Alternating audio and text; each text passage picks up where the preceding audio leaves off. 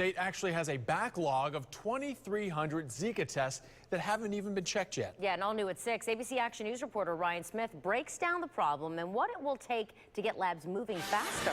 Ryan? Yeah, good evening. Of course, Zika testing is free for pregnant women at county health departments like the one right behind me here in this Hillsborough County building in downtown Tampa. But tonight we're learning once the blood work is shipped to the lab, many samples sit, leaving pregnant women in the dark about their own health. Concerns tonight over a massive backlog building every day in Florida. When the governor first announced that free testing would be available, of course, everybody was calling our office, should I get this? Dr. Don Wilson with Women's Care Florida says the response was swift.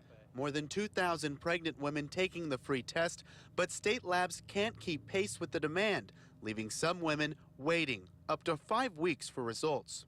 Perhaps it could have been a little bit better coordinated in a way so that the health departments were prepared for it, and I think that caused some, a little bit of a hiccup in the whole procedure.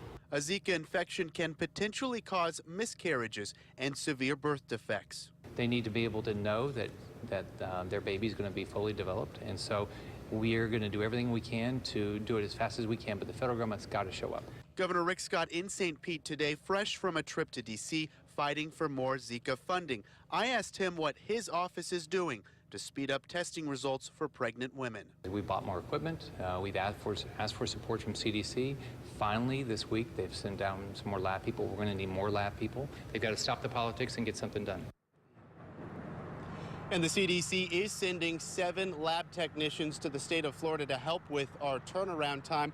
I also learned the state is now contracting out some of the testing work to a private company called LabCorp to help with the turnaround time there. And I did request, out of the more than 2,300 pregnant women who have been tested for the Zika virus, how many are backlogged here in both Hillsborough and Pinellas counties. The State Department of Health tonight telling me they cannot tell me that information just yet. Reporting live in downtown Tampa, Ryan Smith, ABC Action News.